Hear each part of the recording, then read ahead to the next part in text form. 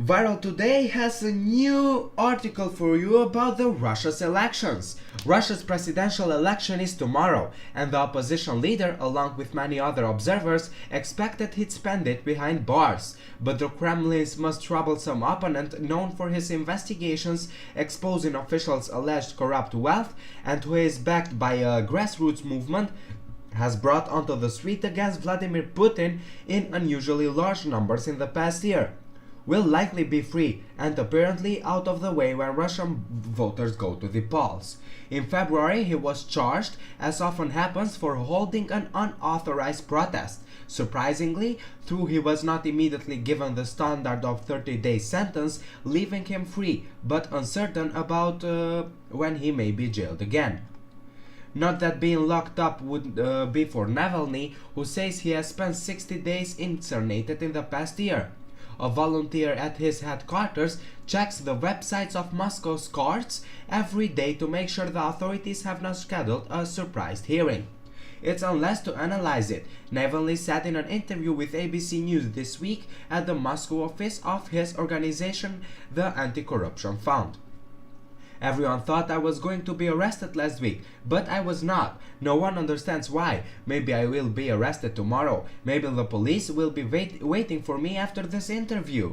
Navalny may be a free man, but he has been removed from the presidential race. For a year he ran what he called a presidential campaign, touring Russia's regions and building up a movement of tens of thousands of volunteers around called for free elections and condemning corruption.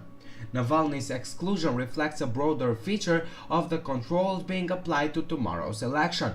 Russia's election is a strange beast. If you were to watch only television, it would seem to have the unusual trappings of any campaign season: candidates, campaign ads, rallies, and television debates. In most elections, journalists closely watch the polls, looking for last-minute swings, tightening the rates.